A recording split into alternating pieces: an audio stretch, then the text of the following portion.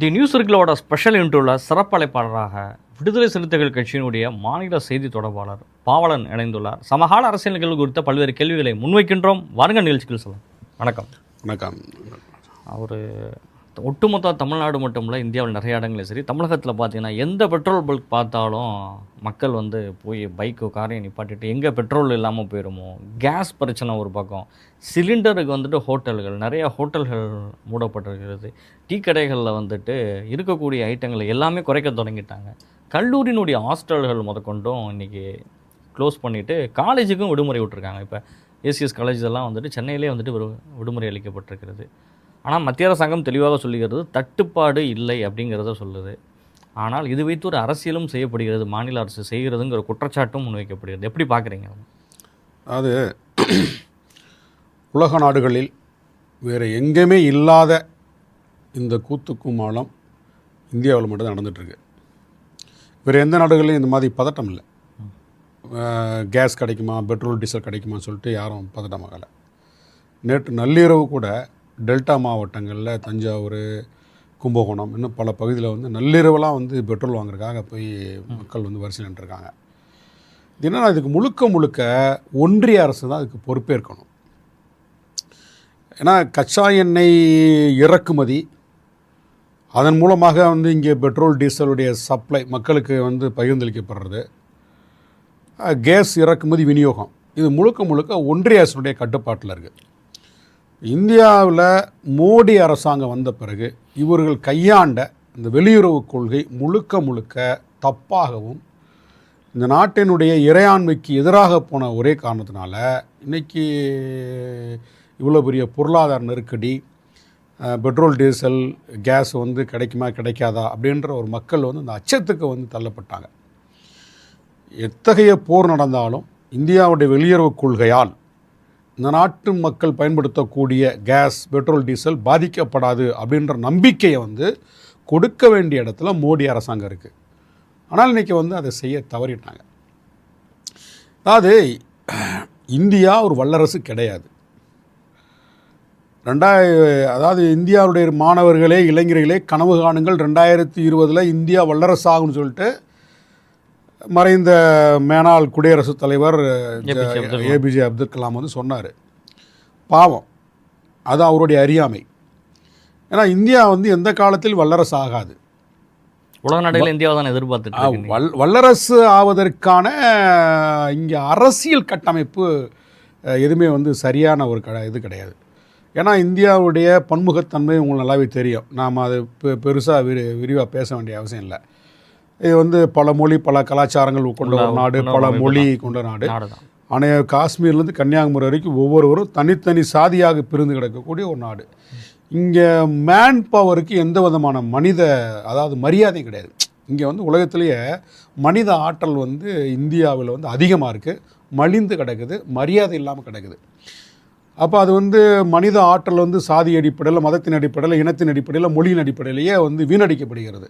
அப்படி இருக்கும்போது இந்த நாடு வல்லரசாகாது. ஆனால் மோடி இந்த 400 ரவுடி தான் அப்படின்னு அந்த நினைப்பில் இப்படி சினிமாவில் வர்ற அந்த இது நகைச்சுவை மாதிரி, நானும் வல்லரசு நாடு தான், என் நாடு வல்லரசு தான் அப்படின்ற மாதிரி உலகத்தை ஏமாற்றுவதற்காக வழியை போய் ட்ரம்ப்டை நெருக்கம் காட்டுறது, வல்லரசு நாடுகளில் போய் உலக நாடுகள் தானே அவரை இன்வைட் பண்ணுறாங்க. எல்லா நாடுகளும் அவரை எதிர்பார்த்து கூப்பிடுங்கன்னா அவங்க கூப்பிடாம அப்படி இருப்பாங்க. இப்போ இஸ்ரேலுக்கு வரியா போனார், இஸ்ரேலுக்கு போக வேண்டிய இஸ்ரேல் அழைப்பு விடுக்கிறாங்கல்ல. அதுதாங்க உலக நாடுகள் உக்ரைன் பிரச்சனையில உக்ரைனுடைய அதிபரே சொல்றாரு, இந்திய பிரதமர் பேசணும். அதைத்தான் இஸ்ரேல் இந்தியாவை பலி கொடுப்பதற்கு ஒரு படத்தில் எப்படி ஒரு கிட்னி எடுக்கிறதுக்கு ஒரு பையன் வடிவேல வான்னு இழுத்து கொண்டு போய் கிட்னி எடுத்தானா, அது மாதிரி நீங்கள் தெற்காசிய நாடுகளில் சீனா ஒரு பழம்பொருந்திய நாடு, பொருளாதார கட்டமைப்பு, இராணுவ கட்டமைப்பு, அமெரிக்காவையே பாரு அப்படின்ற சவால் விடக்கூடிய இடத்துல ஒரு மிகப்பெரிய ஒரு வீட்டோ பவர் உள்ள ஒரு நாடு சீனா. ஆனால் சீனாவை எதிர்கொள்வதற்கு அமெரிக்காவுக்கு துப்பு கிடையாது. அப்போ சீனாவுக்கு பக்கத்தில் இருக்கக்கூடிய இந்தியா, சீனாவுக்கும் இந்தியாவுக்கும் ஒரு பகை இருக்குது. இதை பயன்படுத்தி இந்தியாவை பலி கொடுப்பதற்காக தெற்காசிய நாடுகளில், ஏன்னா பக்கத்தில் ஈரான் இருக்குது, இந்தியாவுக்கு பக்கத்தில் ஈரான் இருக்குது, நாளைக்கு இந்த வார் இந்த போர் இன்னும் தீவிரமடையும் போது உங்களுக்கு பாம்பு அடிக்கிறதுக்கு ஃப்ளைட்டு இறங்கி ஏறதுக்கு ஒரு தளம் வேணும். அப்போ இந்தியாவை பயன்படுத்துறதுக்கு இஸ்ரேலோ இந்தியா அமெரிக்காவோ ஒரு யுக்தி. இப்போ வந்து வளைகுடா நாடுகள்லேயே நீங்கள் எல்லா துறைமுகங்கள்லையும் வந்து அமெரிக்கா வந்து அங்கங்கே ஒரு இராணுவ தளத்தை உருவாக்கி வச்சுருக்காங்க. இப்போ அந்த இராணுவ தளத்தின் மீது ஈரான் வந்து பாம் அடிச்சிட்டாங்க. இப்போ அவங்களுக்கு வந்து பக்கத்தில் இருக்குது இந்தியா, ஒரு பெரிய நாடு, இங்கே வந்து நிறைய துறைமுகங்கள் இருக்குது. அப்போ இந்த துறைமுகத்தையும் வந்து பயன்படுத்துறதுக்கு அமெரிக்கா வந்து திட்டமிடலாம். இதெல்லாம் வந்து அவங்க ஒரு கால்குலேஷன் பண்ணி தான் இந்தியாவை வந்து ஒரு பலிகடாக்கிறதுக்காக இஸ்ரேலுக்கு வழியை கூப்பிட்டாங்க. இஸ்ரேலுக்கு போக வேண்டிய அவசியம் என்ன? ஏன்னா வந்து இந்தியா வந்து தாய் நாடு, இஸ்ரேல் தந்தனே அப்படின்னா ஏன்னா அது இது ஈரான் போகிற இந்தியா ஆதரிக்கலையே, இந்தியா எதிர்ப்புகளில் தான் நினைக்கிறாங்க. ஏங்க நீங்கள் ஈரான் போகிற இந்தியா ஆதரிக்கல, இந்தியா வந்துட்டு போகிறதுக்கு ஈரான் வழிவகை ஏற்படுத்தி கொடுத்துட்டு இருக்கு. இந்த இடத்துல வந்துட்டு இந்தியா இல்லைங்க, ஈரானுடைய பல கப்பல்கள் அழிக்கப்பட்ட போது அதை நீங்கள் கண்டிச்சு பேசுனீங்களா? மாலுமிகள் செத்த போது நீங்கள் கண்டிச்சு பேசுனீங்களா? சொல்லுங்க பாப்பா, எங்கே கண்டன அறிக்கை கொடுத்தீங்க நீங்கள்? உங்களுக்கு அமெரிக்காவோட நட்பு எதுக்குங்க? பிரதமர் போர் கூட நட்பு கேடாய் முடியும்னு சொல்லிருக்காங்க இல்லையா? அட்டாக் வந்துட்டு பிரதமர் இருங்க. நீங்க வந்து இந்தியா வந்து விடுதலை அடைந்த காலகட்டத்திலிருந்து ரஷ்யாவுடைய ஒரு தொடர்பில் இருந்த நாடு தான். எந்த விதமான இராணுவ ஒப்பந்தமோ பொருளாதார ஏற்றுமதி இறக்குமதி எதுவாக இருந்தாலும் இந்தியா முழுக்க ரஷ்யாவை சார்ந்திருந்த ஒரு நாடு தான். இது வந்து நேரு, இந்திரா காந்தி அம்மையார், ராஜீவ் காந்தி வரைக்கும் அது தொடர்ந்தது. வாஜ்பாயும் ரஷ்யாவோட நல்ல நட்பு, வாஜ்பாயும் ரஷ்யாவோட தான் இருந்தார். ஆனால் மோடி அரசு, பாசிச அரசு, இவங்க என்னன்னா வலதுசாரி சிந்தனை படைத்த ஏகாதிபத்திய எண்ணம் கொண்ட அது மாதிரியான நாடுகள்கிட்ட வந்து இவங்க வந்து உறவு வைக்க ஆரம்பித்தாங்க. ஏன்னா இவங்க செய்கிற தப்புகளுக்கு வந்து இவங்க இந்தியாவில் இழைக்கக்கூடிய குற்றங்களை வந்து வக்காலத்து வாங்கி பேசுகிறதுக்கு அண்டை நாடுகள் ஆள் வேணும். அதனால தான் இவர் போய் வந்து ட்ரம்புக்கு வந்து ஓட்டு கேட்டார். அமெரிக்காவில் போய் இவர் ட்ரம்புக்கு ஓட்டு கேட்க வேண்டிய அவசியம் என்ன? மோடிக்கு தேவையில்லாத வேலை தானே. இதுதான் வந்து வெளியுறவு கொள்கை தான் ஒரு நாட்டை, அந்த நாட்டிற்குள் இருக்கக்கூடிய மக்களை பாதுகாக்கும். அந்த ஒன்றிய அரசு எடுக்கக்கூடிய முடிவு இப்போ தவறான முடிவு எடுத்த காரணத்தினால இன்றைக்கி வந்து மிகப்பெரிய இழப்பு வந்து இந்தியாவுக்கு தான். இப்போ தான் அதையும் மீறி அவங்கள்ட்ட இருக்கக்கூடிய மனிதாபிமானம். இன்றைக்கி ஹார்முஸ் கால்வாய் வழியாக எண்ணெய் கப்பலை வந்து இந்தியாவுக்கு அனுப்பிச்சிட்ருக்காங்க. யார்? ஈரான் அனுப்பிட்டு ஹார்முஸ் வளைகுடா வழியாக இப்போ அனுப்பிச்சிருக்காங்க. நீ எதிராக இருந்தால் கூட இந்த மக்கள் பாதிக்கப்படக்கூடாது, இந்தியாவில் இப்படி ஒரு தட்டுப்பாடு வருது, அதை போக்கணும். செயற்கையான தட்டுப்பாடு தான் இது. இந்தியாவுடைய இப்போ வந்து மக்கள் தொகையில் சீனாவுக்கு அடுத்தடுத்துல உலகத்தில் 2வது மக்கள் தொகை கொண்ட நாடு இந்தியா. அப்போ இங்கே வந்து கேஸு, பெட்ரோல், டீசல் பயன்பாட்டாளர்கள் வந்து அதிக எண்ணிக்கையில் இருப்பாங்க. இங்கே வந்து எதுவுமே சிக்கனமாக வந்து யாரும் இங்கே பயன்படுத்துறதில்ல. பெட்ரோல் டீசலை வந்து நீங்கள் ஐரோப்பிய நாடுகளில் ஏற்பட்ட ஒரு விழிப்புணர்வு இங்கே யாருக்கும் ஏற்படலை. வீடுகளில் எங்கேயுமே வந்துட்டு பற்றாக்குறை என்ன ஏற்படவே இல்லை. ஆமாம், ஏற்படவே இல்லை. அப்போ நீங்கள் என்ன, நாங்கள் என்ன சொல்கிறேன்னா, நீங்கள் வந்து இந்த அரசு வந்து ஒரு உத்தரவாதத்தை கொடுத்துருக்கணும். இப்போ என்னன்னா, நீங்கள் இது எங்கேருந்து வருது அப்படின்னா, இந்த பயம் இன்னும் 2 வாரத்துக்கு தான் இருக்கும், புரியுதுங்களா? ஒரு 2 வாரத்துக்கு அப்புறம் இந்த போர் வந்து முடிகிற மாதிரி தெரியல, இன்னும் தீவிரமடையும் போது முழுவதுமாக இந்தியாவுக்கு கேஸ் வராது, பெட்ரோல் டீசல் வர, கச்சா எண்ணெய் வராது. அப்போ இன்னும் வந்து இந்த மக்கள் வந்து பெருசாக பாதிக்கப்படலாம் அப்படின்ற இந்த அச்சம் வந்து மக்கள்கிட்ட வந்த பிறகு தான் என்ன ஆகுதுன்னா, ஸ்டாக் வைக்க ஆரம்பிச்சிட்டாங்க. இப்போ பார்த்தீங்கன்னா இண்டெக்ஸ் அடுப்பு, இந்த 2 நாளில் இண்டெக்ஸ் அடுப்பு, கரண்ட் எலக்ட்ரிக்கல் அடுப்பு வந்து ஏகப்பட்டது விற்று போச்சு. எந்த கடையிலுமே ஸ்டாக் இல்லை. விறகு கடையில் போய் விறகு வாங்குறது நடந்தது. விறகு வாங்குற அளவுக்கு சிலிண்டர் பதிக்கிறவங்களும் இருக்கிறாங்க ஒரு பக்கம். அதே மாதிரி நீங்கள் வந்து சின்ன தள்ளுவண்டி கடை, சின்ன சாலை ஒரு கடைகள், உணவகங்கள் எல்லாமே நீங்கள் பாதிக்கப்பட்ட நிலைமையில் வந்து இழுத்து அளவுக்கு கொண்டு போயிட்டாங்க. நீங்கள் அங்கே வந்து கேஸ் கிடையாது. இப்போ நீங்கள் இது வந்து சும்மா கிடையாதுங்க, உண்மைக்கே கேஸ் சப்ளை இல்லை. இப்போ டொமஸ்டிக்கு சொல்லக்கூடிய வீடுகளுக்கான பயன்படுத்தக்கூடிய கேஸ் மட்டும் தான் சப்ளையில் இருக்குது. நீங்கள் வணிக நிறுவனங்களுக்கு இப்போ கொடுக்கல, வணிக நிறுவனங்களுக்கு ஸ்டாப் பண்ணிட்டாங்க. இப்போ கூட அரசு என்ன சொல்லியிருக்கு, நீங்கள் டொமஸ்டிக் வீடுகளுக்கு பயன்படுத்தக்கூடிய கேஸை நீங்கள் வணிக நிறுவனத்தை பயன்படுத்தக்கூடாது, அப்படி தெரிஞ்சால் நாங்கள் வந்து நடவடிக்கை எடுப்போம்னு சொல்லி சொல்லியிருக்காங்க. நாம் என்ன சொல்கிறோம் அப்படின்னா, நீங்கள் இன்றைக்கி இந்தியாவில் சிறு வணிகர்கள், சின்ன உணவகங்கள், ஒரு 4 பேர் வேலை பார்க்குறாடா, 4 பேர்லேருந்து 10 பேர் வேலை பார்க்கக்கூடிய சின்ன உணவகங்கள், மிடில் கிளாஸ் பீப்புள், சாமானிய மக்கள் உணவகங்கள், அங்கே எல்லாமே கேஸ் சப்ளைன்னு சொல்லி பாதிக்கப்பட்டு எல்லாம் மூடக்கூடிய உருவாகிருக்கு. இப்போ கேஸ் சிலிண்டர் வந்து வெறும் உணவகங்களுக்கு மட்டும்தான் பயன்படுத்தப்படுதா அப்படி இல்லை, பெரிய பெரிய தொழிற்சாலைகள் எல்லாத்துக்குமே கேஸ் வந்து இன்னைக்கு மிகப்பெரிய மருத்துவமனைகளுக்கு தேவைப்படுது. அப்போ இதுக்கு வந்து என்னென்னா யாருடைய இப்போ ரெஸ்பான்சிபிலிட்டி? அரசு தான் ரெஸ்பான்சிபிலிட்டி. இன்னைக்கு கூட நம்ம தமிழ்நாட்டுடைய முதலமைச்சர் பெருந்தன்மையாக ஒரு அறிக்கை கொடுத்துருக்காரு. என்னென்னா ஒன்றிய அரசு எடுக்கக்கூடிய இந்த முயற்சிகளுக்கு தமிழக அரசு ஒத்துழைப்பு கொடுக்கும், நாங்கள் ஆக்கப்பூர்வமான நடவடிக்கையில் ஒத்துழைப்பு வாக்குறுதி கொடுத்துருக்காரு. தட்டுப்பாடு இல்லாமல் மக்களுக்கு வந்து இந்த கேஸு பெட்ரோல் டீசல் வந்து கிடைப்பதற்கு ஒன்றிய அரசு எடுக்கக்கூடிய முடிவுகளுக்கு தமிழக அரசு ஆதரவாக இருக்குன்னு சொல்லிட்டு பெருந்தன்மையாக கொடுத்துருக்காரு. இதில் வந்து எங்கள் தமிழக அரசு வந்து அல்லது எதிர்க்கட்சிகள் வந்து இதை வீணாக வந்து ஒரு குழப்பத்தை உருவாக்குறாங்க அப்படின்றது இது அது அவதூறு. அப்படின்னா இப்போ நீங்கள் இன்றைக்கி முதலமைச்சரோட ஸ்டேட்மெண்ட் வேறு மாதிரிலாம் இருக்கும். இல்லை பிரதமர் தமிழ்நாட்டினுடைய வருகையின் போது தமிழ்நாட்டில் அப்படிலாம் ஒரு கேஸ் தட்டுப்பாடே கிடையாது, இது வந்து திட்டமிட்டு பரப்பப்படுற வதந்தி அப்படிங்கிற மாதிரி தானே பேசியிருக்காரு. ஏன் கேஸ் தட்டுப்பாடு கிடையாது? பிரைம் மினிஸ்டரே வந்து பேசுகிறாரு, ஒரு மேடையில் வந்துட்டு ஒரு விழாவில் தமிழக வருகையின் போது பேசுகிறாரு. அதாங்க, வீடுகளுக்கு இன்னும் தட்டுப்பாடு வரலைங்க, வீடுகளுக்கு தட்டுப்பாடு வரல. ஆனால் அதே வீடுகளுக்கு கேஸ் பதிவு செய்யக்கூடிய ஏஜென்சியில் இப்போ பதிவு செய்ய மாட்டாங்க. அதுக்கு என்ன காரணம்? இந்த பொருளையை நம்பி ஏகப்பட்ட பேர் ஃபோன் பண்ணி முன்னக்கூட்டியே எங்களுக்கு சிலிண்டர் வேணும்னு சொல்லி அந்த ரூலை மீறியே எல்லாரும் போய் கேட்கும். ஒரே பதில் தான் நாங்கள் கொடுக்குறோம். உண்மையிலேயே ஒருத்தர் வீட்டில் கேஸ் சிலிண்டர் தீர்ந்து போச்சு, இப்போ அவர் எப்படி பதிவு பண்ணுவார்? அவங்களுக்கு அந்த டேட் டு டேட் வந்துட்டு அவங்கள்ட்ட அப்டேட் வந்து அந்த சிஸ்டமில் இருக்குது, அதுபடி நாங்கள் கொடுக்குறோன்னு சொல்லி ஏஜென்சி சைடில் இருந்து கொடுக்குறாங்க. என்ன சொல்கிறோம்? ஆனால் பொருள்களை நம்பி நிறைய பேர் இப்போ இங்கே பாருங்கள், சாமானிய மக்கள் எப்பவுமே ஒரு எதிர்பார்ப்போடு தான் இருப்பாங்க. இப்போ கிராமத்தில் இன்னைக்கு கேஸ் சிலிண்டர் பயன்படுத்திட்டு இருக்காங்க. அங்கே கேஸ் சிலிண்டர் கிடைக்கலையா, ஒரு விறகு எடுத்து எரிச்சிட்டு இருப்பாங்க. முடியும் அங்கே சாத்தியம், ஒரு எருவையோ ஒரு சுள்ளி விறகு எடுத்து எரிச்சிடுவாங்க. நீங்கள் நகர்ப்புறங்களில் வாய்ப்பே கிடையாது. நீங்கள் எங்கே போய் வந்து அடுப்பு கூட்டி விறகு எரிக்க முடியும்? வாய்ப்பு இல்லை. அப்போ அவங்கக்கிட்ட வந்து ஒரு பதட்டம் வரதான் செய்யும். அது இயல்பான ஒரு விஷயம். அது இயலாமையில் இருக்கக்கூடிய மக்களுக்கு ஒரு இயல்பாக வந்து பதட்டம் வரும். அதை வந்து நம்ம மறுக்க முடியாது.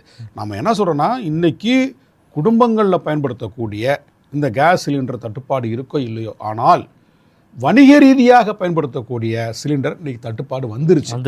அந்த அடிப்படையிலேருந்து தான் இதுக்கு வந்து பொறுப்பு வந்து ஒன்றிய அரசு தான். எங்கள் தலைவர் எழுச்சி தமிழர் கூட 2 நாளைக்கு முன்னாடி அறிக்கை கொடுத்துட்டார், கண்டன அறிக்கை கொடுத்துட்டார். நீங்கள் வந்து முறையாக வந்து ஈரான் போர் வந்து பெருசாக டெவலப் ஆயிடுச்சு, நடந்துகிட்டே இருக்குது, முடிக்கிற மாதிரி தெரியல, தீவிரமடைஞ்சிட்டு இருக்கு. அப்போ அங்கே இருந்து தான் கேஸ் வரணும், கச்சா எண்ணெய் அங்கேருந்து தான் வரணும் அப்படிங்கிறதா. அப்போ இப்போ ஒரு மக்கள் தொகை பெரும்பான்மை கொண்ட நாட்டில் இவங்களுடைய இந்த அடிப்படை தேவைகள் இதை பூர்த்தி செய்யறதுக்கு ஒன்றிய அரசு வந்து ஏன் நடவடிக்கை எடுக்கலன்னு சொல்லிட்டு கண்டன அறிக்கை கொடுத்துருக்காரு. நான் என்ன சொல்கிறேன்னா, நீங்கள் இப்போ எரிபொருள் இல்லை அப்படின்னா எல்லா பொருளும் விலையேறும். நீங்கள் டீசல் கிடைக்கல, பெட்ரோல் கிடைக்கல அப்படின்னா டிரான்ஸ்போர்ட்டிங் பாதிக்கப்படும், போக்குவரத்து. இப்போ காய்கறி மார்க்கெட்ல இருந்து ஒரு லாரியில் காய்கறி எடுத்து கொண்டு போய் விநியோகம் பண்ணுறாங்க அப்படின்னா அதுக்கு பெட்ரோல் டீசல் தேவை. அது இல்லை அப்படின்னா பால் பாக்கெட் விலை கூட எல்லாமே ஃபண்டமெண்டல் எல்லா ஆர்டிகல்ஸ் எல்லா விலையும் ஏறாத எல்லாமே கொலாப்ஸ் ஆயிருது. ஆமாம், இன்னைக்கு வந்து உங்களுக்கு டிரான்ஸ்போர்ட் ரொம்ப அவசியம். டிரான்ஸ்போர்ட்டுக்கு பெட்ரோல் டீசல் ரொம்ப கேஸ் ரொம்ப அவசியமானது இருக்குது. அப்போ இதெல்லாம் வந்து ஒரு அரசு திட்டமிடணுங்க. நீங்கள் ஒரு பெரிய நாட்டினுடைய ஒரு பிரைம் மினிஸ்டராக இருந்தால் போதாது. நீங்கள் எதிர்காலத்தில் வந்து அன்னைக்கு இப்படி தான் வந்து திடீர்னு வந்து சொல்லாமல் கொள்ளாமல் வந்து பணத்தை முடக்கினார், மக்களை பூரா பரிதவிக்க வச்சார். கொரோனா வந்து வேகமாக பரவிட்டுருக்கு, முன்கள நடவடிக்கை எடுக்கணும்னு சொல்லிட்டு உலக நாடுகள்லாம் தீவிரமாக யோசிக்கும்போது இவர் என்ன பண்ணார்னா தட்டை சொன்னார். தட்டை எடுத்து கொரோனா வந்து கோ கொரோனான்னு வந்து ஒரு பெரிய எல்லாரும் மொட்டை மாடியிலும் தட்ட சொன்னாங்க. இது மாதிரி வந்து ஒரு முட்டாள்தனமான ஒரு நடவடிக்கை எந்த நாட்டில் எடுப்பாங்க? தன் நாட்டு மக்களை அறிவுபூர்வமாக வழிநடத்தாமல், சயின்ஸை நோக்கி நகர வைக்காமல், சைக்காலஜிக்கலாக தான் பண்ணணும்னு சொல்கிறாங்களா? என்ன சைக்காலஜி? கொரோனா ஒரு வைரஸ் வெளில வரணும் அப்படிங்கிற வைரஸுக்கு என்ன செய்யணும்? வைரஸ் பாதுகாப்பு இருக்கு, வைரஸுக்கு மருந்து தானங்க. துப்புரவு பணியாளர்களை பாராட்டும் விதமாக தான் அந்த விஷயங்களை வந்து சொல்லியிருக்காரு. அவங்களுக்காக நீங்க எல்லாரும் வெளியில எல்லாமே அவங்களை இழிவுபடுத்துறது. உங்களுக்கு இப்பதான் துப்புரவு பணியாளர் கண்ணில் தெரியுறாங்களா? இல்ல, இது எல்லா கட்சிகளுக்கும் இப்பதான் தெரிறாங்களா? எல்லா கட்சிகளும் கொண்டாடப்படலையா? கொரோனா சமயத்தில் மட்டும் தான் எல்லா அரசியல் கட்சிகளுக்குமே அவர்களுடைய உழைப்பு என்னங்கிறது தெரிய வந்துச்சுல. சாதி மதம் பார்க்காம சர்வீஸ் பண்ணாங்கல்ல. இப்ப நீங்க துப்புரவு பணியாளர்கிட்ட சாதி பார்க்காம இருக்கிறீங்களா? சொல்லுங்க பாப்போம். அப்ப தேவைன்னா சாதி பார்க்க மாட்டீங்க, தேவையான சாதி பார்ப்பீங்களா? அதுதான் நீ திமுக அரசு வந்து துப்புரவு பணியாளர்கள் கேட்குற விஷயத்த பண்ணி கொடுக்க மாட்டேன்னு சொல்றாங்களா? அவ்வளவு நாள் அவங்க போராட்டம் அது நடந்துச்சு. அந்த நிலைப்பாடு வேற. போராட்டம் நடந்தது. நீங்க ஆனா அந்த இது வரைக்கும் நிலைப்பாடு வேற. திமுக அரசு வந்து நீங்க போய் ஒரு அவர்களுக்கு துப்புரவு பணியாளர் காலில் கும்பிட்டு வந்து ஆசீர்வாதம் வாங்கினாப்ல. அவர்கள் வந்து இருங்க சேற்றில் இறங்கி இருங்க போராடினார்கள். இருங்க சார். அவர்களுக்கு ஒரு ஏன் செய்யல? துப்புரவு பணியாளர் காலில் கும்பிட்டு விழுந்து ஆசீர்வாதம் வாங்கினாப்ல ஒரு ஈக்குவாலிட்டி கொடுத்துட்டீங்களா? சமத்துவத்தை கொடுத்துட்டீங்களா? சரி, எந்த இடத்துல வந்து அந்த அரசு கொடுக்கலன்னு நீங்க இங்க பாருங்க சொல்றீங்க? சப்ஜெக்ட். நீங்க திமுக அரசு துப்புரவு பணியாளர் அதுனா தனி டாபிக். அதை பேசுனா நான் அது ரெடியா இருக்கிறேன். நம்ம தனியாக கூட அதுக்கு 1 மணி நேரம் கூட போவோம். கண்டிப்பா. நான் அது நான் என்ன எக்ஸ்பிளைன் பண்ண முடியும். இப்போ அது தேவைன்னா நம்ம பேசுவோம், தேவைன்னா நம்ம விட்டுருவோம். ஏன்னா அது ஒன்று. இங்கே பார்த்தீங்கன்னா இப்போ நம்ம இன்டர்நேஷ்னல் பாலிடிக்ஸ் பேசிகிட்டு இருக்கோம். நம்ம கண்டிப்பா அடுத்து இப்போ தமிழ்நாடு பாலிடிக்ஸ் பேச வேண்டியிருக்கு. இப்போ அதனால் வந்து இது திமுக துப்புரவு பணியாளர்கள் போனோம்னா அது நேரம் வந்து தேவையில்லாமல் போயிடும். நீங்கள் நெக்ஸ்ட் அடுத்த கொஸ்டின் வாங்க. நிச்சயமா இப்போ வந்து திமுகவினுடைய கூட்டணி அரசியல் தான் ஒரு பெரிய அளவில் எதிர்பார்க்கப்பட்ட சொல்லும். மெகா அலைன்ஸை வந்து நீங்கள் திமுக வந்து அமைச்சிருக்கு. 18 வந்து 23 அரசியல் கட்சிகள் வர்ற எல்லா கட்சிகளுக்கும் ஒரு சீட் கன்ஃபார்மாக கொடுத்துட்றாங்க. ஆனால் தன்னோடைய பயணித்த அரசியல் கட்சிகளுக்கு ஏற்கனவே கொடுக்கப்பட்ட சீட்லேருந்து 2 சீட் குறையுது. இப்போது மறுமலர்ச்சி திமுக 3இல் உதயசூரியன் 1 வந்து கட்சியை காப்பாற்றணுங்கிறதுக்காக நாங்கள் எங்களோட சின்னத்தில் நிற்கிறோம் அப்படிங்கிற வைகோ வெளிப்படையாக பேசியிருக்காரு. திருமாவளவன் அவர்களுக்கும் இன்னும் வந்து விசிகாவிற்கு இறுதி செய்யப்படவில்லை. பாண்டிச்சேரியில் 3 சீட் கேட்டிருக்காரு தோழர் திருமாவளவன் அவர்கள். என்ன நடந்துட்டு இருக்குது? ஏன் சுயமரியாதை விட்டு கொடுத்து கூட்டணிகள் என்று நின்றுட்டு இருக்குது? சுயமரியாதை எப்போதுமே எந்த காலத்திலும் விடுதலை சிறுத்தைகள் வந்து இழக்க மாட்டோம். நாங்கள் வந்து சுயமரியாதைக்காகவே இந்த பேரியக்கத்தை கட்டி எழுப்பி மக்களை அணியப்படுத்தி வழிநடத்தி வருகின்றோம். அதில் எங்கள் தலைவர் எழுச்சி தமிழர் ரொம்ப உறுதியான ஒரு நிலைப்பாட்டோடு இருக்கிறார். இன்றைக்கு இந்தியாவுக்கு மிகப்பெரிய ஒரு ஆபத்து வந்துருச்சு. ஒரு பாசிச அரசாங்கத்தை மோடி வந்து நடத்திட்டுருக்காரு. ஒரு அரசாங்கத்தை நடத்தக்கூடிய ஒரு தலைமை பீடத்தில் இருக்கக்கூடியவர் அனைத்து தரப்பு மக்களையும் நேசிக்கக்கூடியவராக இருக்கணும். இந்தியாவுக்குன்னு இருக்கக்கூடிய அரசமைப்பு சட்டம் அரும்பாடுபட்டு புரட்சியாளர் அம்பேத்கர் அவர்களால் உருவாக்கப்பட்ட அரசமைப்பு சட்டம் இருக்குது.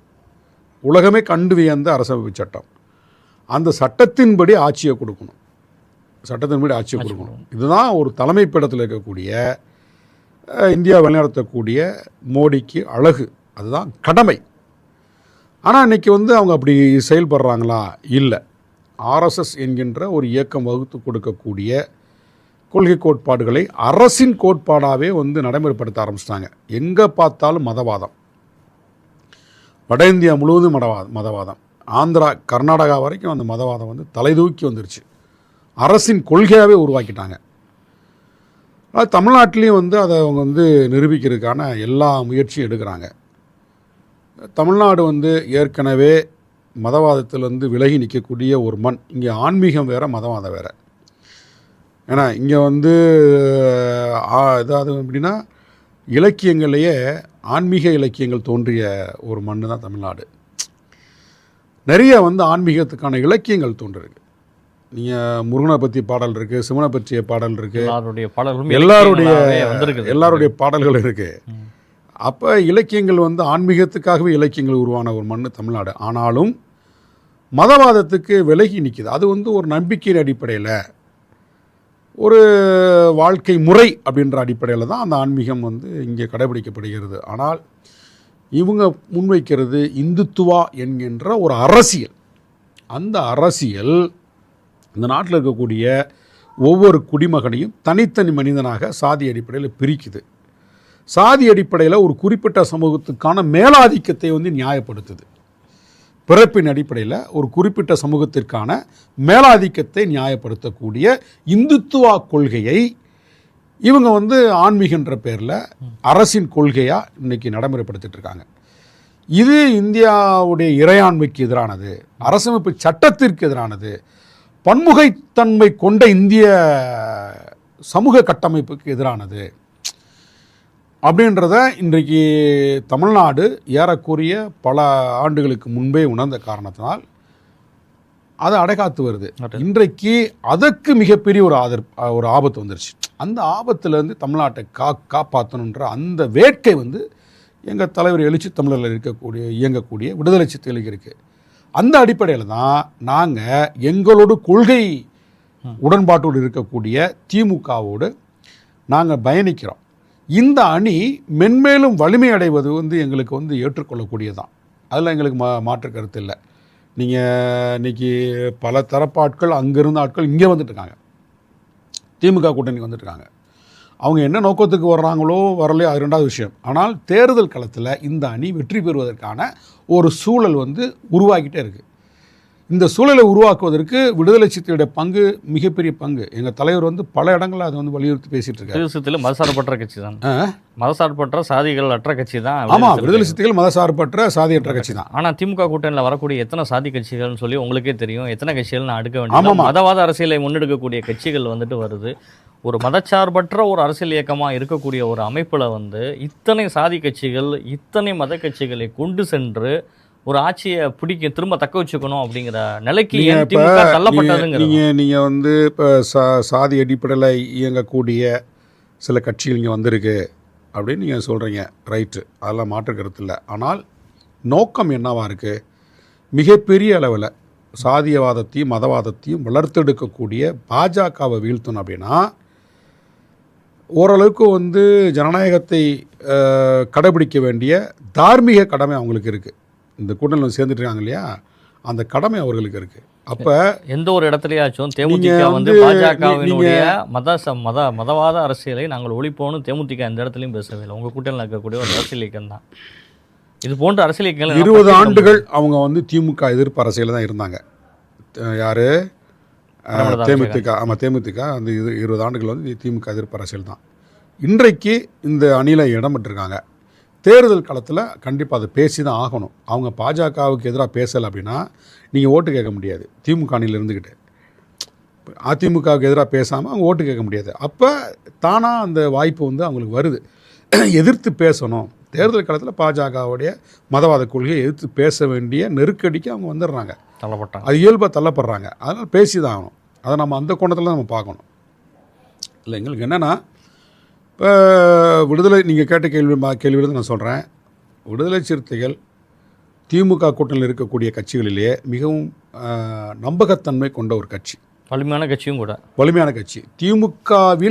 திமுகவிற்கு அடுத்த இடத்தில் 2வது பெரிய கட்சி விசிகா. வாக்கு வங்கி அதிகம் உள்ள கட்சி சொல்கிறேன். காங்கிரஸ் வந்து தேசிய கட்சி, அது வேற. நம்ம மாநில அரசியல்ல விசிகா அதிக 234 தொகுதிகளையும் வாக்காளர்களை கொண்ட ஒரு பெரிய கட்சி. சரி, மதிமுகவோட ஸ்ட்ரென்த் அதிகம், இளைஞர்களை அதிகம் கொண்ட ஒரு கட்சி.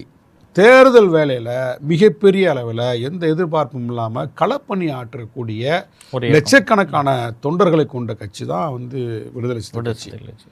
அடுத்து இந்த 5 ஆண்டுகளில் திமுக மீது ஏவப்பட்ட ஏவுகணைகளை முறியடித்ததில் எங்கள் தலைவர் எழுச்சி தமிழர்களுக்கு மிகப்பெரிய பங்களிப்பு உண்டு. திமுக அரசுக்கு எதிராக, மாநில அரசுக்கு எதிராக ஒன்றிய அரசால் ஏவப்பட்ட ஏவுகணைகளை தகர்த்து இருந்ததில் எங்கள் தலைவர் எழுச்சி தமிழருக்கு மகத்தான பங்கு இருக்குது. அதன் அடிப்படையில் திமுக வந்து நாங்கள் எதிர்பார்க்குற அந்த இரட்டை இலக்க தொகுதிகளை வந்து கொடுப்பாங்கன்ற நம்பிக்கை இருக்குது. பேச்சுவார்த்தை போயிட்டுருக்கு.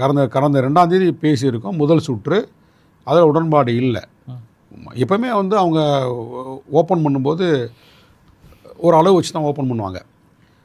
நம்ம அந்த அளவுக்குள்ளே இருக்க மாட்டோம். நம்ம அளவை தாண்டி தான் நம்ம நிற்போம். அப்போ நம்மளுடைய அளவு வந்து நம்ம சொல்லுவோம். எங்கள் கட்சியோட வலிமைக்கு ஏற்றவாறு, எங்களுடைய தேவைக்கு ஏற்றவாறு எங்களுக்கு இத்தனை தொகுதிகள் வேறு, இரட்டை இலக்கத்தில் எங்களுக்கு தொகுதி வேணும் எங்கள் தலைவர் கோரிக்கை வச்சுருக்காங்க. அது பேச்சுவார்த்தையில் போயிட்டுருக்கு. இப்போ மதிமுகவை பற்றி நீங்கள் சொல்லும்போது அவர் இரட்டை இலக்கத்தை தான் கேட்டார், 12 சீட் கேட்டார். அதுதாங்க நீங்கள் வந்து இந்த கேள்வி வந்து அவங்க கிட்ட தான் கேட்கணும். ஏன்னா ஒரு கூட்டணி கட்சியில் இருக்கிறாங்க. இல்லை, எல்லாருக்கும் அது மாதிரி நடந்துட்டு இருக்கு. கமலஹாசன் அவர்களும் 14 கேட்கிறாரு, வைகோ அவர்கள் 12 கேட்கிறார், திருமாவளவன் அவர்களும் இரட்டை இலக்கத்தில் கேட்கிறாரு. காங்கிரஸ் வந்து 40 தாண்டி கேட்டாங்க, 20 கொடுக்கப்பட்டது. கேட்பதில் அது பாதி தானே திமுக கொடுக்குது. அதாங்க கேட்கறது அவங்கவுங்க ஜனநாயக உரிமை. ஏன்னா அதை வந்து நீங்கள் ஏன் அப்படி கேட்குறீங்க அப்படின்னு சொல்ல முடியாது. கேட்கறது அவங்க ஜனநாயக உரிமை. ஆனால் வலிமை யாருக்கு அதிகம் இருக்கிறது அப்படின்னு கண்டறிய வேண்டிய இடத்துல திமுக இருக்குது. யாருக்கு வலிமை, யாருக்கு கொடுத்தா வெற்றி வாய்ப்பு அதிகம் அப்படின்றத கண்டறியக்கூடிய இடத்துல திமுக இருக்குது. அப்போ அந்த கண்டறிதலிருந்து விசிகாவுக்கு நாங்கள் எதிர்பார்க்குற தொகுதியெல்லாம் கொடுத்தா நல்லது அப்படின்னு தான் நாங்கள் எதிர்பார்க்குறோம். ஒரு 6ஓ 8ஓ கொடுக்குறாங்கங்கிற பட்சத்தில் வந்துட்டு அப்போ 234 தொகுதியில் வாக்கு வங்கி உள்ள ஒரு அரசியல் கட்சி இறுதி வரை வந்து 6க்கும் 8க்கும் தான் நிற்கணும். இன்னொன்று உதயசூரியன் சின்னத்தில் போட்டியிடுங்கன்னு எல்லா கட்சியும் வலியுறுத்துறாங்க, வற்புறுத்துறாங்கிறதும் ஒரு தகவல் தான். அப்போ அது மாதிரி சுய அடையாளத்தை வந்து இலக்க வந்துட்டு நெருடு. விடுதலை சிறுத்தைகள் கட்சியை அவங்க வந்து உதயசூரியனில் போட்டியிட சொல்லி இப்போ எங்களுக்கு எந்த அழுத்தமும் கிடையாது. ஏன் அப்படின்னா நாங்கள் ஏற்கனவே 4 தொகுதிகளில் பானை சின்னத்தில் போட்டிட்டு வெற்றி பெற்றிருக்கோம்.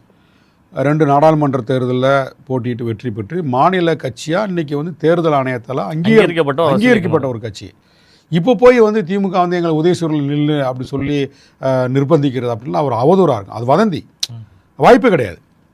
எங்கள் வலிமை திமுக நல்லா தெரியுங்க, விசிகாவுடைய வலிமை நல்லாவே தெரியும். அதனால் வந்து எங்களை வந்து நீங்கள் உதயசூரியனில் போய் நில்லுங்கன்னு சொல்கிறதுக்கு அவங்க அந்த மாதிரியான ஒரு இது பேச்சை எடுபடலை, வரலை. ஆனால் நீங்கள் என்ன அப்படின்னா ஏற்கனவே இப்போ கூட்டணி கட்சிகளுக்கு அந்த ரீஜன் பார்க்குறாங்க, எந்த ரீஜனில் யாராருக்கு வந்து ஓட்டு அதிகமாக இருக்குது அதை பார்த்து வந்து அளவிடக்கூடிய ஒரு இடத்துல வந்து அவங்க தான் இருக்கிறாங்க. ஆனால் நாங்கள் என்ன சொல்கிறோம் அப்படின்னா இந்த மதவாத முற்போக்கு கூட்டணியை பாதுகாக்கணும்னா எங்களுக்கு இரட்டை இலக்கத்தில் கொடுக்கும்போது நாங்கள் இன்னும் கொஞ்சம் உற்சாகமாக வேலை பார்ப்போம். ஏன்னா நாங்கள் எந்த கைமாறையும் வந்து கடந்த 5 ஆண்டுகளில் திமுக வந்து நாங்கள் அடையலை. நாங்கள் எந்த கைமாறு பெருசாக வந்து நாங்கள் வந்து நெருக்கடி கொடுக்கல. இப்போ எங்கள் இடத்துல வேறு சில கட்சிகள் இருந்தால் திமுக அரசுக்கு வந்து நெருக்கடி கொடுத்துருப்பாங்க, அதை செய்யுங்கன்னு நெருக்கடி கொடுத்துருப்பாங்க. எங்கள் தலைவர் பல இடங்களில் ரொம்ப ஜெனுனாக தான் நடந்துக்கிறாருங்க, ரொம்ப ஜெனுனாக நடந்துக்கிறாரு. மாநில அரசு செய்யக்கூடிய பல்வேறு நல்ல விஷயங்களை வந்து தட்டி கொடுத்து பாராட்டி பேசுகிறாரு, குறைகள் இருந்தால் அதை சுட்டி காட்டுறாரு. இப்போ அது ஒரு ஜெனுனிட்டியை வந்து கடைபிடிக்கிறாரு. ஸோ அந்த இடத்துல நம்பக்கூடிய ஒரு தலைவராக இருக்கிறனால எங்கள் தலைவர் வச்சுருக்கக்கூடிய அந்த இரட்டை இலக்க இடத்துல வந்து அந்த திமுக அரசு கொடுக்கும் அப்படின்ற நம்பிக்கையில் எங்களுக்கு இருக்குதுங்கிற அடிப்படையில் நீங்கள் சொல்லிட்டு இருக்கீங்க. திமுக அலையன்ஸில் காங்கிரஸ் ஒரு நெருக்கடி சந்திக்கிறதுக்கு தொகுதி ஒதுக்கீடுலேயும் வந்துட்டு பிரச்சனைகள்லாம் வந்து நிறையா போயிட்டுருக்கு. இருக்கிற கட்சி எல்லாமே அகாமடேட் பண்ணிட்டாங்க. 234 சீட்ஸை வந்துட்டு நிற்க வேண்டிய ஒரு சுச்சுவேஷனில் 170க்கு மேலே டிஎம்கேவுடைய சிம்பிள் தான் அப்படிங்கிறது போயிட்டுருக்கு. திமுக கொடுத்த ஒரு 5000 ரூபாய் உரிமை தொகையிலும் வந்து சரி, ஒரு விஜய் அரசியல் வருகைக்கு பின்னால் திமுக அதிகமாக பயப்படுகிறது. விஜய் எங்கே நம்முடைய வாக்கை பிரித்து விடுவாரோங்கிற பயத்தில் சலுகைகளை வாரி வழங்கி கடைசி 6 மாதத்தில் அவர்கள் நிறைவேற்றக்கூடிய சலுகைகள்லாம் பார்த்தீங்கன்னா 4.5 வருஷத்தில் பண்ணாதெல்லாம் அந்த 6 மாதத்தில் பண்ணிகிட்ருக்காங்க. எப்படி பார்க்குறீங்க? ஆமாங்க, நான் என்ன சொல்கிறேன்னா வெளிப்படையாக பேசணும் அப்படின்னா இப்போ 2021 திமுக வந்து நிறைய நலத்திட்டங்களை வந்து கொண்டு வந்துகிட்டே இருக்காங்க. குறிப்பாக பெண்களுடைய வாழ்வாதாரத்தை, நடுத்தர பெண்கள், ஏழை எளிய பெண்கள், கல்லூரி மாணவர்களுடைய வாழ்வாதாரத்தை குறிவைத்து அந்த வாழ்வாதாரத்தை மேம்படுத்துவதற்காக நிறைய செயல் திட்டங்களை நடைமுறைப்படுத்திட்டு இருக்காங்க. பொதுவாக தமிழ்நாட்டினுடைய ஜிடிபி அப்படின்றது வந்து இந்தியாவிலேயே தமிழ்நாடு வந்து ஒரு முதன்மையான மாநிலமாக வந்து தனிநபர் பொருளாதார உற்பத்தியை மேம்படுத்தி கொண்டு வந்துட்டுருக்காங்க. இப்படி பல கட்டமைப்பில் திமுக வந்து பிற மாநிலங்களுக்கு ஒரு முன்னோடியாக இருக்கிறது. இது ஒரு பக்கம். ஆனால் இந்த விஜய் வருகை வைத்து இன்றைக்கு இருக்கக்கூடிய இந்த இளைய தலைமுறை செய்தித்தாள் படிக்கிறதில்ல, டிவியில் நியூஸ் பார்க்குறதில்ல. அப்போ இன்றைக்கி இந்த அரசு என்ன கொண்டு வந்துட்டுருக்காங்க, என்ன செஞ்சிட்ருக்காங்க அப்படின்றத பார்க்காமலேயே இந்த அரசு கொண்டு வந்த சாதனைகளை அனுபவித்து கொண்டே இந்த அரசு நடைமுறைப்படுத்தி இருக்கக்கூடிய பல்வேறு நலத்திட்டங்களை இன்றைக்கு இருக்கக்கூடிய இளைய தலைமுறை அனுபவித்து கொண்டே இந்த அரசுக்கு எதிராக நிற்கிறாங்க. என்ன யார் அப்படின்னா சினிமா மோகத்தில் இருக்கக்கூடிய ஒரு கூட்டம், எல்லோரும் சொல்ல முடியாது. விஜயோடைய சினிமா ரசிகர்களாக இருக்கக்கூடியவர்கள், அவங்களுக்கு வந்து எந்த பொலிட்டிக்கல் நாலேஜும் கிடையாது. ஒரு தினந்தோறும் செய்தித்தாள் படிப்பாங்களா? பார்க்க மாட்டாங்க. டிவியில் நியூஸ் பார்ப்பாங்களா? பார்க்க மாட்டாங்க. முழுக்க செல்ஃபோன்லேயே அவங்க உலகமாக இருக்குது, சினிமாவே அவங்க உலகமாக இருக்குது. ஏன் இன்றைக்கி வந்து அவங்களுக்கு தற்கூரின்னு சொல்கிற அளவுக்கு வந்து தன்னை பற்றி மட்டுமே சிந்திக்கக்கூடிய இடத்துல அவங்க இருக்கிறாங்க. நாட்டு நடப்பு, உலக நடப்பு எதுவுமே தெரியாமல் இருக்கிறாங்க. அந்த மாநாட்டில் கலந்துக்கிட்ட தம்பிகள்கிட்டலாம் பேட்டி எடுக்கும்போது நமக்கே ரொம்ப இதாக இருக்குது. ஸோ இந்த மாதிரி கூட்டம் இருக்கும்போது இயல்பாக ஆளுகின்ற அரசுக்கு ஒரு அச்சம் வரதான் செய்யும். இது நான் யார் ஆட்சியில் இருந்தாலும் அந்த அச்சம் வரதான் செய்யும். ஏன்னா வந்து இவ்வளோ நலத்திட்டங்கள் செஞ்சுருக்கோம் அந்த மக்களுக்கு. அப்படி இருந்தும் தேர்தல் களத்தில் ஒரு தாக்குதல் வருது. இந்த தாக்குதல் வந்து மிகப்பெரிய அளவில் ஆட்சி அதிகாரத்துக்கு எதிராக போயிடுமோ, தவறான சக்திகள் கையில் ஆட்சி அதிகாரம் போய் கைமாறிடுமோ அப்படின்ற ஒரு பயம் இருக்க தானே செய்யும். நீங்கள் வந்து திமுக தோற்று தாவேக்கா ஆட்சி அதிகாரத்துக்கு வந்தால் கூட பரவாயில்லைங்க. இது எப்படின்னா அப்படியே பாஜக அதிமுகவுக்கு போயிடும். அங்கே போச்சுன்னா மிகப்பெரிய ஆபத்து. வெறும் அதிமுக சோழவானுன்னு அதிமுக தலைமையில் பாஜக இல்லாத ஒரு தலைமையை உருவாக்கி அவங்க ஆட்சி அதிகாரத்துக்கு வந்தால் கூட நம்ம ஏற்றுக்கலாம். ஆனால் பாஜக என்கிற ஒரு பயங்கரவாத கட்சி அங்கே இருக்கும்போது அந்த அச்சம் விஜயால் வந்து இங்கே வாக்கு சேதாரம் ஏற்படுமோ அப்படின்ற அந்த பயம் இருக்க தான் செய்யும். அது நியாயமான பயம். அதை வந்து நம்ம வந்து தவறா எடுத்துக்க முடியாது. விஜய் இந்திய அலையன்ஸ் போவார், பவன் கல்யாணோட பேச்சுவார்த்தை நடந்துட்டு இருக்குங்கிற தகவலும் வந்துட்டு இருக்கு. விஜய் பெரிய அளவில் ஒன்று இப்போ இந்திய அலையன்ஸை வந்துட்டு அட்டாக் பண்ணல. விஜய் இந்தியாவும் வந்துட்டு ஒரு மேம்போக்கா தான் பேசிட்டு இருக்காங்கன்னே சொல்லலாம். அதுதாங்க இது ஒரு கேவலமான அரசியல். விஜய் கண்டு திமுக விசிகா போன்ற கட்சிகள் தான் பயப்படுகிறாங்க. நாங்கள் எங்களுக்கு பயம் கிடையாதுங்க.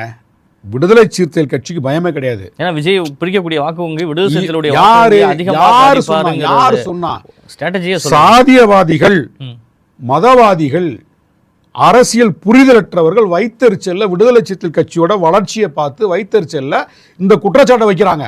எங்க மாநாட்டுக்கு ஆட்களை பாருங்க. இன்னைக்கு எங்க தலைவர் எழுச்சி தமிழர் நடந்தா பேரணி, உட்கார்ந்தா பொதுக்கூட்டம், நின்னா மாநாடு. அதை விட 10 மடங்கு விஜய்க்கு வந்துட்டு நின்னா மாநாடு. இளைஞர்கள் நிறைய விஜய் பக்கம் எழுச்சி தமிழர் நின்னா மாநாடு, நடந்தா பேரணி, உட்கார்ந்தா மாநாடு, நின்னா பொதுக்கூட்டம், நடந்தா பேரணி. அந்த அளவுக்கு தமிழ்நாட்டில் திரும்பும் திசை எங்கும் கூட்டம் வந்து நிரம்பி வழிகிறது. எங்கள் கட்சி பின்னாடி தான், எங்கள் தலைவர் பின்னாடி தான். சும்மா ஊடகங்கள் வந்து எங்களுக்கு எதிராக வந்து பண்ணுற உண்மைக்கு மனசாட்சி உள்ள ஊடகம் தினந்தோறும் வந்து எடுங்க பட்டியல் எடுங்க. ஏன்னா என்ன கேட்குறேன், நீங்கள் வந்து பட்டியல் சமூகத்தை சேர்ந்த 10 பேர் வந்து விஜய்க்கு விசில் அடித்தா உடனே வந்து எல்லா விசிக்கு அப்புறம் அங்கே போச்சுன்னு அர்த்தமா? எல்லா சாதிக்காரனும் விஜய் பண்ண போயிருக்கானா இல்லையா? எல்லாருமே நிக்கிறாங்க. எல்லாருமே நிக்கிறாங்க. எல்லா சாதியில இருந்தும் நிக்கிறாங்க. விஜய்க்கு போயிருக்காங்களா இல்லையா? போயிருக்காங்கல்ல. அப்போ வந்து எல்லா சாதியும் போயிருச்சு, எந்த கட்சிக்குமே வாக்காளர்கள் சொல்ல முடியுமா? எல்லா கட்சிக்கும் சேதாரம் ஏற்படும்ங்கறத மறுக்க முடியாது. அப்ப ஏன் விஜயகாந்த் குறி வைக்கிறீங்க? விஜயகாந்த் வரும்போது நான் என்ன கேக்குறேன், இதே விஜயகாந்த் வரும்போது எங்களை சொன்னாங்க, விஜயகாந்த் வரும்போது எங்களை சொன்னாங்க, எங்க மேல பழிய போட்டாங்க. நாங்க கடந்து வரலையா? எத்தனை தேர்தலில் பார்த்துட்டோம், வெற்றி பெற்றிருக்கோம்ல. 2 நாடாளுமன்ற உறுப்பினர் வெற்றி பெறுவது சாதாரண விஷயமா? இந்த நெருக்கடியில் 4 சட்டசபை தேர்தலில் வெற்றி பெற்று 4 எம்எல்ஏ ஆகி போனோம்ல, சாதாரண விஷயமா?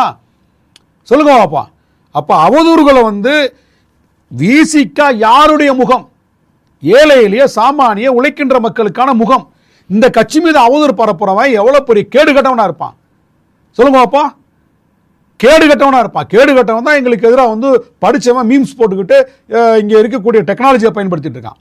இந்த டெக்னாலஜியை நாட்டுக்காக மக்களுக்காக நல்ல விஷயங்களை பயன்படுத்தணும். இன்றைக்கி இருக்க சமூக ஊடகங்கள்லாம் எங்களுக்கு எதிராக சில பேர் நிறைய பேர் பேசுகிறாங்க அப்படின்னா அவன் படித்த முட்டாள் சாதியவாதி, அவன் அப்படி தான் இருப்பான்.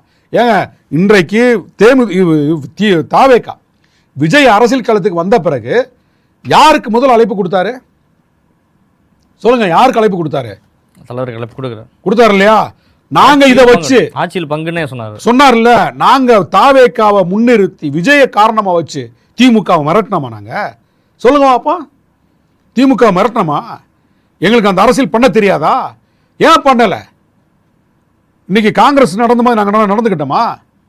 சொல்லுங்க பாப்பா. எங்க தலைவர் அன்னைக்கே வந்து அதுக்கு பெரிய காங்கிரஸ் தாவேக்கா வச்சு அரசியல் பண்ணுச்சு. ஒத்துக்கிறோங்க. காங்கிரஸ் வந்து பண்ணாங்க, இல்லைன்னு சொல்ல முடியாது. அது நானா கற்பனை பண்ணி சொல்லல, நாட்டு மக்களுக்கு தெரிஞ்ச விஷயம், எல்லோருக்கும் தெரிஞ்ச விஷயத்த நான் சொல்றேன். தாவேக்கா வச்சு கொஞ்சம் அரசியல் பண்ணாங்க, திமுக நெருக்கடி கொடுத்தாங்க. இது மறுக்க முடியாத ஒரு உண்மை. அதனால் நானும் அந்த உண்மையை ஒத்துக்கிறேன். ஆனால் அவர்களுக்கு முன்பாகவே அந்த ஆஃபர் யாருக்கு இருந்தது? விடுதலை சிறுத்தைகளுக்கு டைரக்டாக ஆஃபர் யாரு? நாங்கள் வந்து அதை வந்து தவறாக பயன்படுத்தணுமா? விஜய் எங்களை கூப்பிடுறாரு, நாங்கள் போயிடுவோம்னு சொல்லிட்டு திமுக நெருக்கடி கொடுத்தோமா? இல்லைங்க. அதாங்க கொள்கை கோட்பாட்டோடு கூடிய ஒரு கூட்டணிக்கு நாங்கள் நெருக்கடி கொடுக்க மாட்டோம். தமிழ்நாட்டை பாதுகாக்கணும், தமிழ்நாட்டு மக்களை பாதுகாக்கணும், மாநில உரிமையை பாதுகாக்கணும், மாநில சுயாட்சியை பாதுகாக்கணும். அதில் வந்து எவ்வளோ சேதாரம் ஏற்பட்டாலும் இழப்புகள் ஏற்பட்டாலும் தாங்கிக்கிட்டு அந்த களத்தில் நிற்கிறோம். நேர்மையான அரசியல்வாதி தான் இன்றைக்கி தமிழ்நாட்டில் எங்கள் தலைவர் எழுச்சி தமிழர் தான் நேர்மையான அரசியல்வாதி. இன்னைக்கு அவர் நினைச்சிருந்தான்னா இந்த தமிழ்நாட்டுடைய கேமை சேஞ்ச் பண்ண முடியுங்க. கேம் சேஞ்சர் அவர் தான். நாளைக்கே வந்து இப்போ பாஜக வெளியேற்று அதிமுகவோட நான் வர்றேன்னு சொன்னால் நடக்கும் தமிழ்நாட்டில். அதிமுக வரும், பாஜக வெளியேற்றிட்டு விசிக தான் அவங்களுக்கு தேவை. அதிமுகவுக்கு விசிக தேவை. ஆரம்பத்தில் கூப்பிட்டாங்களா இல்லையா? எல்லா கட்சியிலும் அதை கொடுத்துருக்கு. இல்லை, எல்லா கட்சியிலேருந்து எங்களுக்கு நாங்கள் தான் அதான் ஆஃபரி நாங்கள் தான் தேவைன்னு எல்லா கட்சியும் கூப்பிட்டாங்களா? ஏன் போகலை?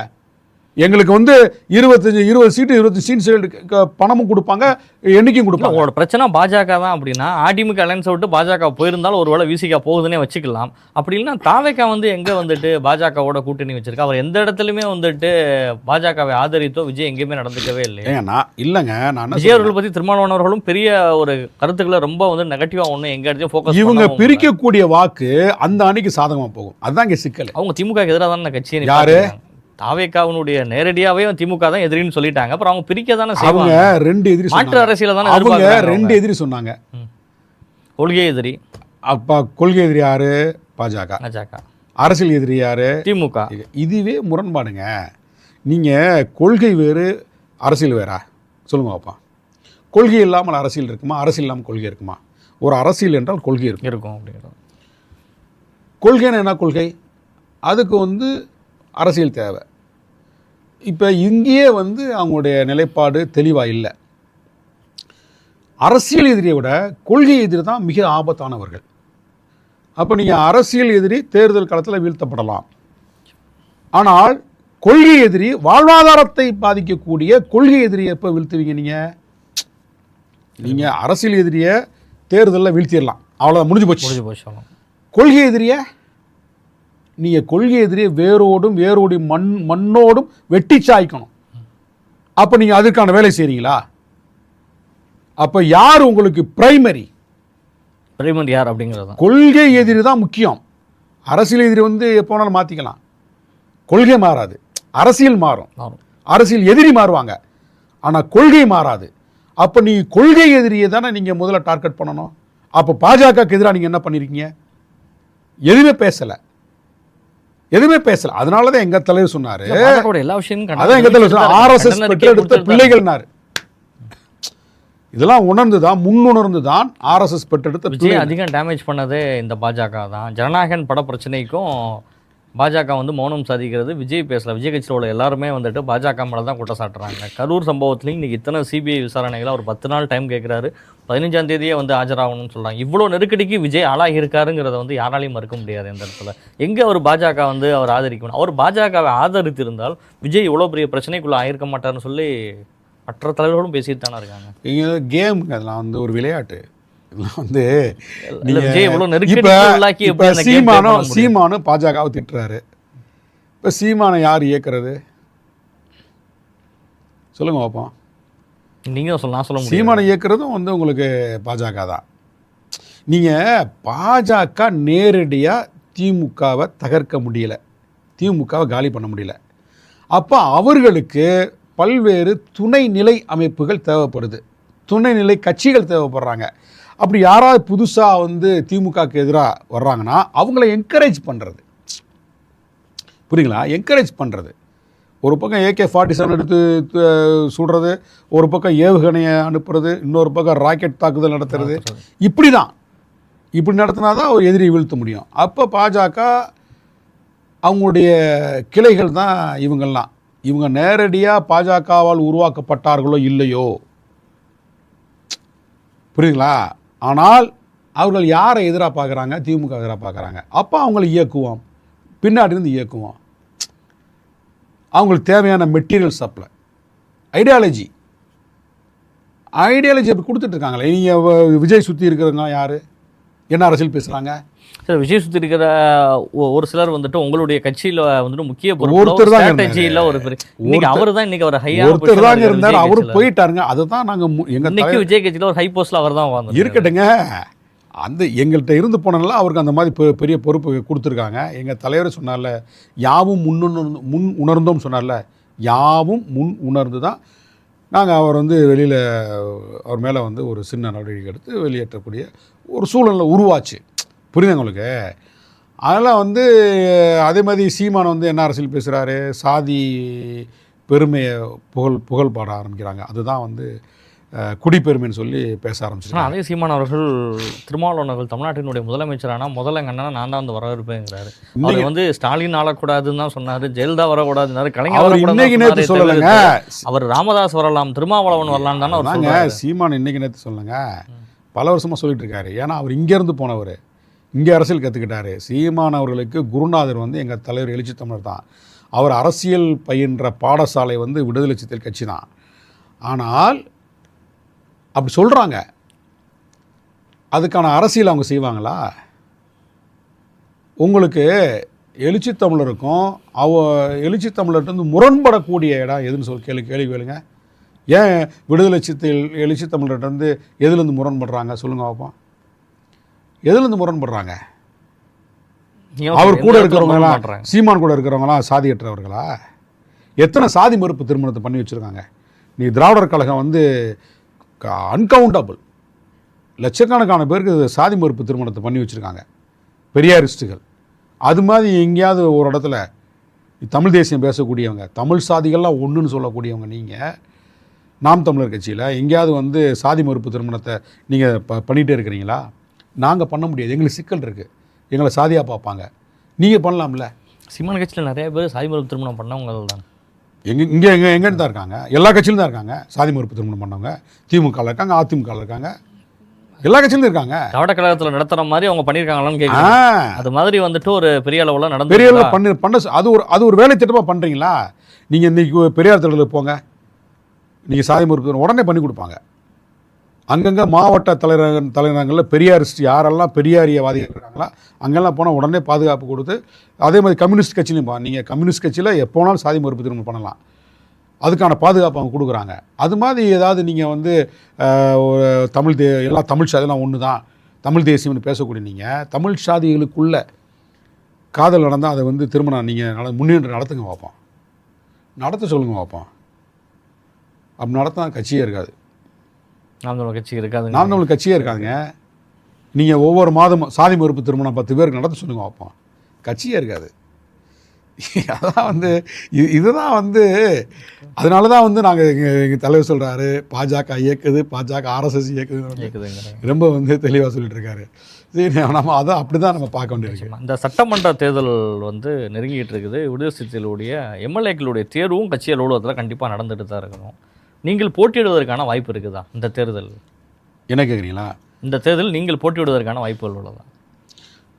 விடுதலை சிறுத்தைகள் கட்சி தலித் பேந்தர் இயக்கமாக இருந்த காலம் தொட்டு, டிபிஐ இருந்த காலகட்டம், டிபிஐ காலத்தை தொட்டு நான் தலைவரோடு பயணம் பண்ணுறேன். நான் 1989 ஒரு மாணவராக இருக்கிற காலகட்டத்திலே தலைவரை வந்து நான் சந்திச்சிருக்கேன். 1990 எங்கள் ஊருக்கு மதுரை நாகமலை புதுக்கோட்டைக்கு கூட்டிகிட்டு போய் ஒரு முகாம், கிளைன்னு சொல்லுவோம் இல்லையா, முகாம் தொடங்கினவன் நான். அன்றிலிருந்து இன்று வரை கட்சியில் பல்வேறு பொறுப்புகளில் இருந்து தலைமைக்கும் கட்சிக்கும் விசுவாசமாக வந்து நான் வந்து பணியாற்றிட்டு வர்றேன். கட்சியோட மூத்த உறுப்பினர்களில் நானும் ஒருத்தர். எனக்கு தேர்தலில் போட்டியிடுவதற்கான அத்துணை தகுதிகளும் இருக்கிறது. அந்த தகுதியின் அடிப்படையில் தலைவர் அவர்கள் இந்த முறை வாய்ப்பு கொடுப்பார்ன்ற பெரிய நம்பிக்கையோடு தான் நான் இருக்கிறேன். கிடைக்கும் கொடுப்பாரு, நான் போட்டியிடுவேன். விடுதலை சிறுத்தைகள் கட்சி தனி மேனிஃபெஸ்டோ வெளியிட போகிறாங்களா? தனி மேனிஃபெஸ்டோ எப்பயுமே நாங்கள் தனி மேனிஃபெஸ்டோ வெளியிடுறது வந்து வழக்கம். அது எப்போ வெளிவருகிறது விடுதலை சிறுத்தைகள்? அதுக்கான தயாரிப்புகள் வந்து நடந்துட்டு இருக்கு. இலவசங்களை வாரி வாரி கொடுத்துட்டு இருக்காங்க. சிஎம் 2000 ரூபாய் கொடுத்தாருன்னா எதிர்க்கட்சி தலைவர் வந்து அதோட ஒரு 500 ரூபா கூட கொடுக்குறாரு. விஜய் அதோட ஒரு 500 ரூபாய் கூட கொடுக்குறாரு. பிறக்கக்கூடிய எல்லா குழந்தைகளுக்கும் தாய்மாமன் சீராக மோதிரம், தங்க மோதிரம் வழங்கப்படுங்கிறாரு. இலவசங்களை மட்டுமே மையப்படுத்தி தான் இன்னைக்கு ஆச்சு. இந்த ஸ்டேட்டை பார்த்து மற்ற ஸ்டேட்லேயும் இலவசங்கள் நிறையா போயிட்டு இருக்குது. விடுதலை சிறுத்தைகளும் அது போன்ற ஒன்றாக இருக்குமா, இல்லை முற்போக்கோட வெளிவரக்கூடிய மேனிஃபெஸ்டோ? நீங்கள் இலவசங்களையும் நலத்திட்டங்களையும் பிரித்து பார்க்கணும். இப்போ மாநில அரசு வந்து இது மாதிரி நலத்திட்டங்களை செஞ்சு ஸ்கோர் பண்ணுறாங்க அப்படின்றதுக்காகவே போட்டிக்கு வந்து நான் 2500 தர்றேன். இன்னொருத்தர் வந்து விஜய் வந்து என்ன சொன்னார், ஆரம்பத்தில் இலவசங்களுக்கு எதிராக பேசினார். ரொம்ப அறிவிச்சிருக்காரு. இன்றைக்கி அவரே அறிவிச்சிருக்காரு. வேறு வழி இல்லைங்க, வேறு வழி இல்லை, நெருக்கடி. இப்போ திமுக அரசு செய்யாததை நாங்கள் செய்வோம் அப்படின்னு யாருமே சொல்லலை. இவங்க கொடுத்துருக்க அந்த நலத்திட்டங்கள் இருக்குல்ல, இதெல்லாம் சரியில்லை, நாங்கள் இது மாதிரி செய்வோம் அப்படின்னு அதிமுக தரப்புலையும் சொல்லலை, தாவேக தரப்புலையும் சொல்லலை. பேரை மாற்றிக்கிறாங்க. திமுக செஞ்ச சாதனைகள் இருக்கு இல்லையா, அந்த நலத்திட்டங்கள் செஞ்சுட்டு இருக்காங்க இல்லையா, நிறைய திட்டங்கள். அவங்க ஆட்சிக்கு வந்தால் நாங்கள் இதை செய்வோம்னு சொல்லிட்டு இந்த பேரை தான் மாற்றி வச்சுருக்காங்க. இது என்ன இது? நாங்கள் இதெல்லாம் செய்வோம், திமுக இத்தனை ஆண்டு காலம் செய்யாததை செய்வோம் அப்படின்னு சிலவற்றை அறிவிக்க சொல்லுங்கள். நான் சவாலாகவே சொல்கிறேன், அறிவிங்கன்னு சொல்கிறேன். அந்த அறிவிப்பை கொண்டு மக்கள்கிட்ட சேருங்க.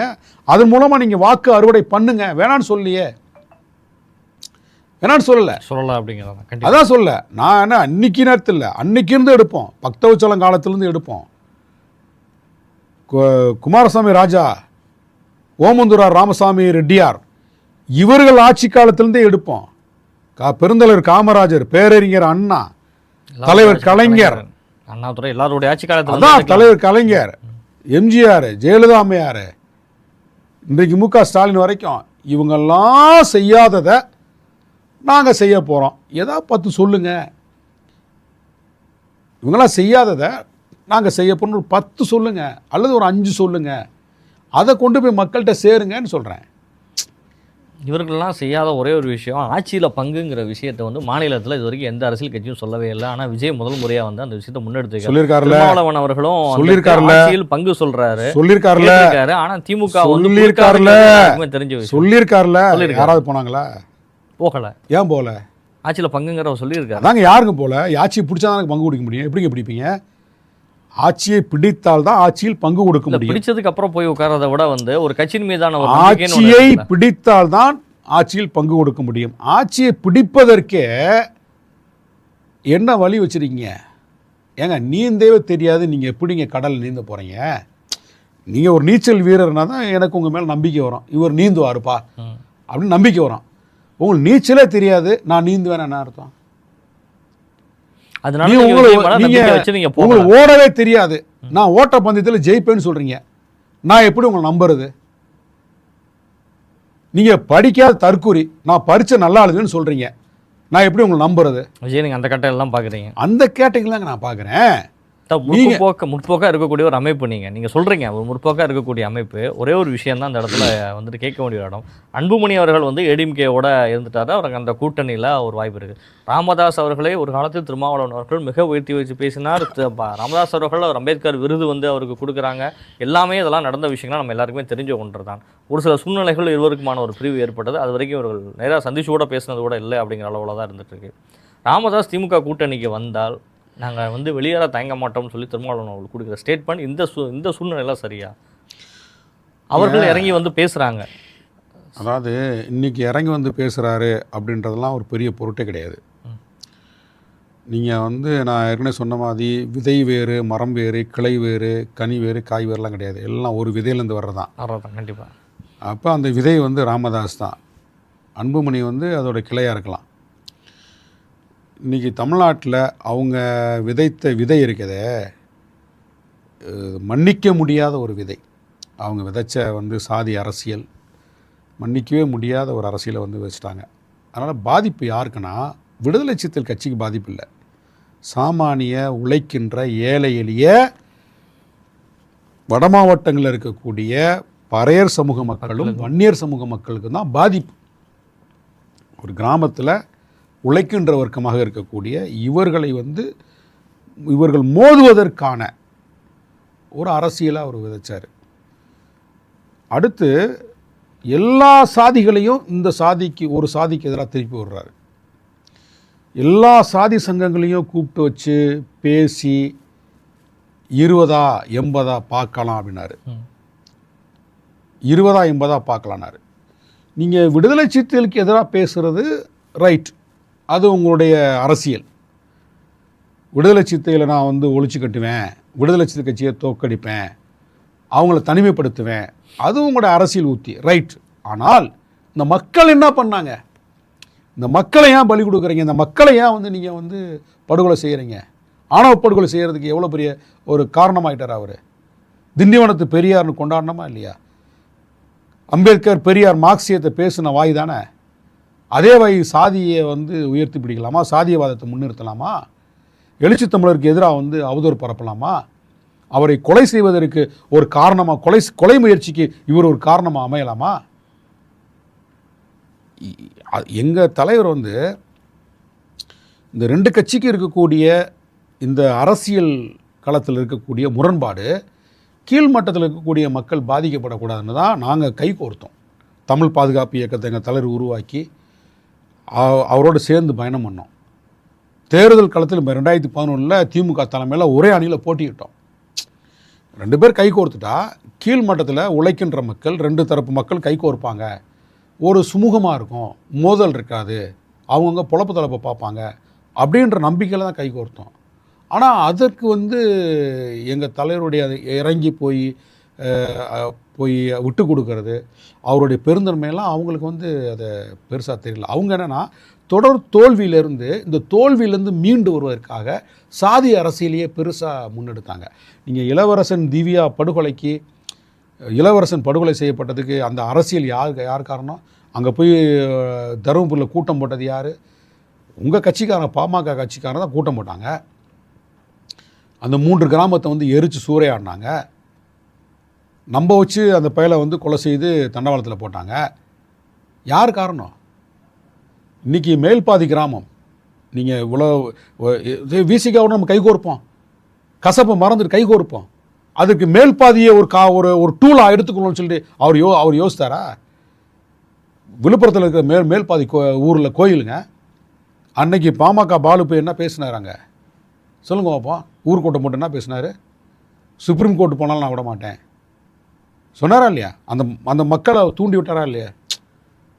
என்ன கோயிலுக்குள்ளே போய் சாமி கும்பிடல என்ன இருக்குது? எல்லாம் அவங்களும் காலங்காலமாக இந்த மண்ணில் பிறந்து வளர்கிறாங்க, சாமி கும்பிட தானே கேட்குறாங்க, கோயிலில் சொத்தை கேட்குறாங்க, வாப்பா ஊருக்காரன் 4 பெரிய மனுஷன் போய் அழைச்சிட்டு போங்க.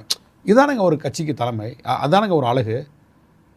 அப்போ நீங்கள் அரசியல் தோல்வியிலிருந்து உங்களை தற்காத்து கொள்வதற்கு சாதி அரசியல் தேவைப்படுது. அப்போ சாதியை முன்னிறுத்தினீங்க. சாதியவாதத்தை முன்னிறுத்த அவங்க தோல்வியில் தாங்க போய் முடிகிறாங்க. நாங்கள் சாதியவாதத்தை முன்னிறுத்தலை, நாங்கள் மாநில சுயாட்சியை பற்றி பேசியிருக்கோம், சாதி ஒழிப்பை பற்றி பேசிகிட்டு இருக்கோம், மக்களுடைய அடிப்படை கல்வி, வேலைவாய்ப்பு, சமூக நீதி, இடஒதுக்கீடை பற்றி நாங்கள் பேசிகிட்டு இருக்கோம். இதெல்லாம் ஒரு காலத்தில் பேசும்போது அவங்க வெற்றி பெற்றாங்க.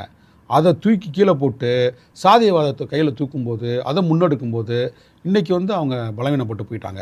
பாஜகன்னு ஒரு கட்சி இன்றைக்கெல்லாம் வடமாடுறாங்க. இன்றைக்கி குறிப்பாக வன்னியர் சமூக மக்கள் பாஜகவில் போய் இணைகிறதுக்கு அவங்க தாங்க காரணமாக இருக்காங்க. பாமக வலுவாக இருந்தால் பாஜக ஏங்க இங்கே வருது சொல்லுங்க பாப்பா.